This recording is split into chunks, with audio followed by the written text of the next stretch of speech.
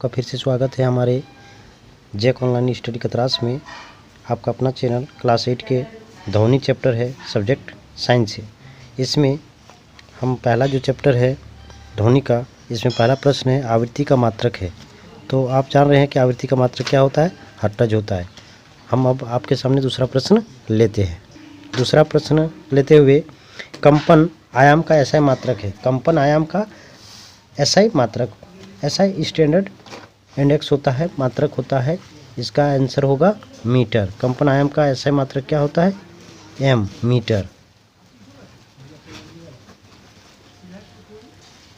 Next अगला हम लेते हुए आवर्तकाल का मात्रक क्या है। आवर्तकाल का मात्रक क्या है, तो आवर्तकाल का मात्रक होता है सेकंड।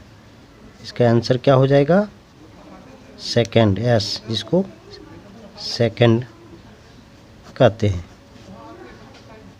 4 नंबर, वयस्क पुरुष में वाक तंतु की लंबाई कितनी होती है। वाक तंतु मतलब ये जो कंठ है उसकी लंबाई कितनी होती है, तो इसका सही आंसर क्या होगा, 20 मिलीमीटर। 20 मिलीमीटर, ये इतनी लंबाई वयस्क पुरुष यानी 18 वर्ष से ऊपर जो जिसका वाक तंतु फैल जाता है उसकी लंबाई क्या होती है, 20 मिलीमीटर।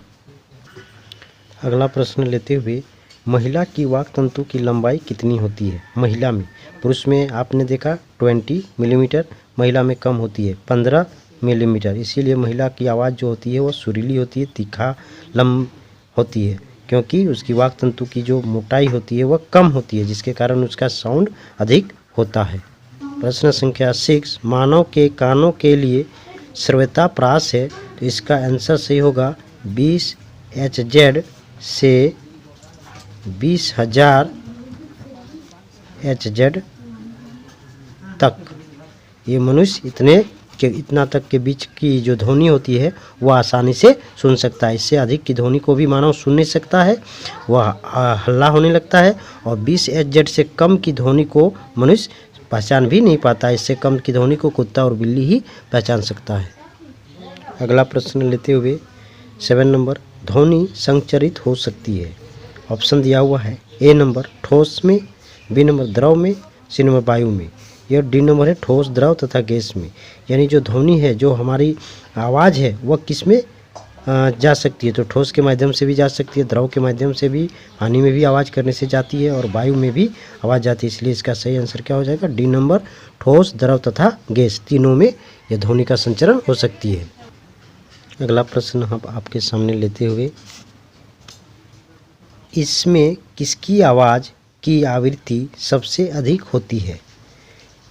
ऑप्शन ए छोटी बच्ची की, ऑप्शन बी छोटे बालक की, ऑप्शन सी महिला की और ऑप्शन डी है पुरुष की। तो आवृत्ति सबसे अधिक किसकी होती है, जो छोटी बच्ची। आप देख सकते हैं कि छोटी बच्ची की जो आवाज़ होती है वो बहुत पतली होती है, क्योंकि इसकी आवृत्ति सबसे अधिक होती है। और सबसे इस ऑप्शन के आधार पर सबसे कम आवृत्ति पुरुष की होती है, इसीलिए पुरुष का आवाज़ मोटा होता है। अगला प्रश्न आपके सामने 9 नंबर है, अप्रिय ध्वनि को कहते हैं। अप्रिय यानी प्रिय नहीं लगता है जो ध्वनि, उसको क्या कहते हैं, तो उसी को कहते हैं शोर। शोर मीन्स हल्ला, शोरगुल या हल्ला, ये अप्रिय ध्वनि का उदाहरण है। अगला प्रश्न है क्वेश्चन नंबर 10, ध्वनि की प्रबलता किस कारक पर निर्भर करता है। ध्वनि की प्रबलता यानी उसका जो तारत्व है, प्रबलता है, वो किस पर निर्भर करता है, तो इसका सही उत्तर होगा आयाम पर।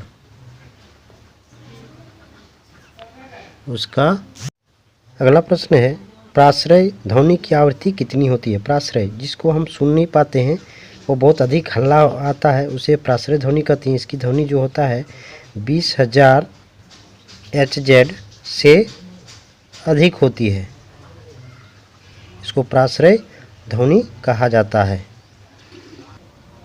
अगला प्रश्न 12 नंबर है, आपके सामने है, अपश्रय ध्वनि की आवृत्ति कितनी होती है। अपश्रय ध्वनि की आवृत्ति कितनी होती है, तो इसका सही आंसर हो जाएगा 20 HZ से कम, क्योंकि अवश्रय जिसको हम सुन नहीं पाएंगे और प्राश्रय जो बहुत अधिक शोरगुल होता है, प्राश्रय कहलाता है 20,000 एचजेड से वो अधिक होता है, और 20 एचजेड से जो कम ध्वनि होती है उसको अवश्रय, जिसको हम नहीं सुन पाते, कुछ जानवर ही सुन पाते हैं। जैसे कुत्ता, हम चलते हैं तो हमारी पैरों की आवाज़ को भी वह सुन सकता है। इसका कारण क्या है कि अवश्रय ध्वनि उसको सुनाई पड़ता है, इसलिए वह कुत्ता आसानी से, बिल्ली आसानी से हमारे पैरों की भी ध्वनि सुन सकता है। हमें कोई ध्वनि सुनाई देती है, कब देती है? जब वह कंपन करती है। इसका सही आंसर क्या होगा? कंपन। कंपन के माध्यम से ही हमें कोई ध्वनि सुनाई पड़ता है। गौर करना कि जब हम तालाब में कोई चीज़ पत्थर डालते हैं तो वह तरंग उत्पन्न करता है, ठीक हमारी ध्वनि भी इसी प्रकार कंपन उत्पन्न करती है, और वह हमारे कान से, हमारे मुंह से जो आवाज़ निकलती है वह दूसरे के कान तक पहुंचती है, इसी तरह कंपन के माध्यम से।